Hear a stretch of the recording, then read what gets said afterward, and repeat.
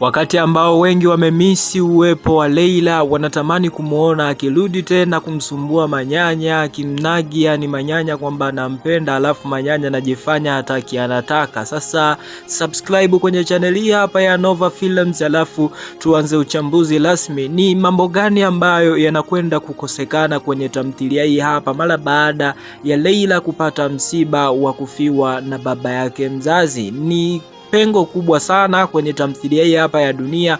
Na sasa tukiachana na hayo tuje tuzungumzie upande wa pili wa shilingi, nikimaanisha kwamba kwa Violet baada ya kutongozwa na Mr. Jordan imeonekana kuwa na roho fulani hivi ya kumkumbuka zaidi Mr. Manyanya, zaidi ya kufikiria kile ambacho ama swaga ambazo Mr. Jordan alikuwa akiwekeza kumwambia binti ambaye anaitwa Violet. Sasa imekuwa ni mbaya kwa upande wake kwa sababu kwa sasa atashindwa kabisa kuendelea na maisha yake mengine, atashindwa kumove on kwa sababu alianza kumove on mara baada ya kugundua kwamba tayari mwenza wake aliyekuwa mume wake, aliyekuwa kipenzi chake, ana familia yake anailea huko. Sasa mara baada ya kugundua kwamba familia ya Manyanya iliweza kutoweka, maybe anafikiria kwamba huenda kwa sasa Manyanya na uhitaji zaidi uwepo wake, yani Violet anahitajika kwa Manyanya. Hayo yanaweza akawa ni mawazo yake kwa sababu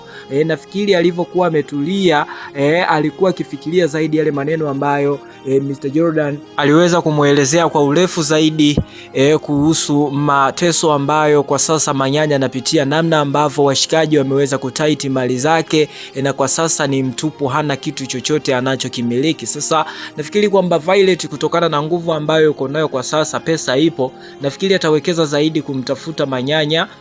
Lakini itakuwa sio rahisi kwa sababu Manyanya hayuko Dar es Salaam hapo. Nafikiri atakuwa ameelekea sehemu ambayo ni pwani kidogo karibu na Dar es Salaam kwa ajili ya kuepuka msaala. Na kwa sasa Manyanya bado hatambui kabisa kwamba kesi yake ilishafutwa kwa sababu mhusika alishabainika ni mwingine kabisa ambaye ni Kathe. Sasa Manyanya hatambui kabisa, yani yeye bado anafikiria labda bado anasakamwa ama anatafutwa na maaskari. Na ndio maana kama unakumbuka kipindi cha nyuma, wakati ambao alikuwa anafanya kazi ya kufyatua matofali pale, walikuja maafande kwa ajili ya kufuata ama kufuatilia ushuru. Mwamba alionekana kukacha, yani kujificha kabisa, kuogopa, akihofia kwamba huenda wale maafande wanamtafuta yeye. Sasa inaonekana kabisa kwamba hajui kwa sasa yuko huru kabisa na kesi ilishabebwa na mtu mwingine. Kama angefahamu, nafikiri kwamba huenda ingekuwa ni swala lake la muda tu kuweza kurudi jijini Dar es Salaam na kufuatilia mali zake. Nafikiri ingekuwa ni kitu kama hicho hapo kingeweza kufanyika, lakini bado hajatambua kile kinachoendelea kwa sababu hata mawasiliano ambayo angeweza kupata mawasiliano kutoka kwa watu wa karibu yake ambao walikuwa wanaishi Dar es Salaam, sasa simu yenyewe hana.